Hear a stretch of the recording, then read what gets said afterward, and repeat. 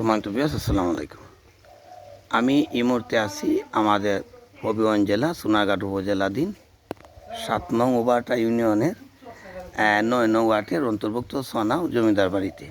এখন আপনাদেরকে যেটা দেখাইতেছি, এই অংশটা আপনারা দেখলেই বুঝতে পারবেন জমিদার বাড়ি কিছুটা স্মৃতি এখানে জড়িত আছে।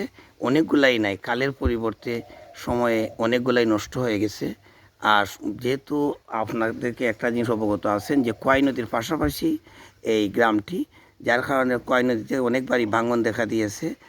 আর বিগত 25 বছর আগের যে ভাঙনের কারণে অনেকগুলো বাড়িঘর নষ্ট হয়ে গেছে। তবে এই ঘরটাই দেখলে আপনারা বুঝতে পারবেন এটা কারো মতে প্রায় 300 বছরের পুরানো এই ঘর, কারো মতে প্রায় 150 বছর।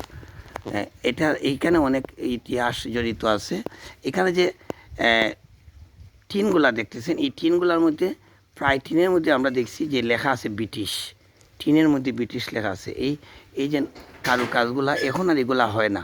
আর এই যে কাঠগুলা, এগুলা এতই উন্নত মানের, এগুলা যেহেতু দিন যায় এই কাঠের ভিতরের অংশগুলো একদম কালো বর্ণ ধারণ করে।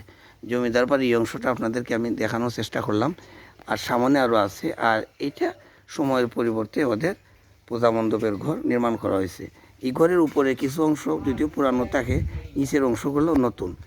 আমি সামনে ওদের আরও কিছু চমৎকার দৃশ্য আপনাদেরকে দেখানোর চেষ্টা করতেছি। এই যে ঘরটা আপনারা দেখতেছেন একই অবস্থায় এই যে ইটগুলা লাগানো আছে, এগুলা তখন আর ইটের ভাটা ছিল না, নিজে ইট পুরানো হয়। আর এই যে দেখছেন এগুলা চুন এবং সিটার মাধ্যমে ইটগুলা লাগানো হয়েছে। আর এই যে অংশটা, এটা হচ্ছে বজেন্দ্রলাল দাস চৌধুরী।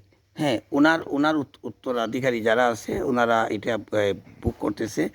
ওদের অনেক নাই, যদিও আপনাদেরকে আমি বিশাল একটা এরিয়া দেখাইতেছি, কিন্তু সেই অনুপাতে ওদের জনসংখ্যা, ওদের লোক সংখ্যা খুবই কম।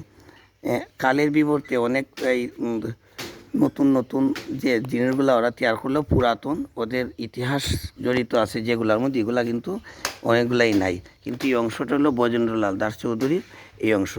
আমি আপনাদেরকে সামনে আরও কিছু দেখাইতেছি বজেন্দ্রলাল দাস চৌধুরীর আগের প্রজন্মের কিছু অংশ আপনাদেরকে আরেকটা ভিডিওর মধ্যে দেখানোর চেষ্টা করতেছি। পুরানো একটি আলমিরা, যেটা সন্দুক বলে, দেখেন এটার বয়স কারো মতে 500 বছরের চেয়েও বেশি।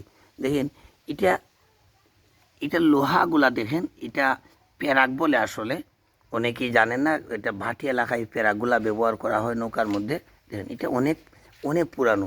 হয়তো এটার মধ্যে সাল লেখা নাই, কিন্তু ওদের সাথে আলাপ করে আমরা যেটা বুঝতে পারছি যে অনেকের মতামত যে এটা 450 থেকে 500 বছর পুরানো এই আলমিরাটি। এটি হলো জমিদার বাড়ির পুরানো ঐতিহ্য বহে নিয়ে আসছে এই একটি অংশ, যদিও সেটা অবহেলায় পড়ে আছে।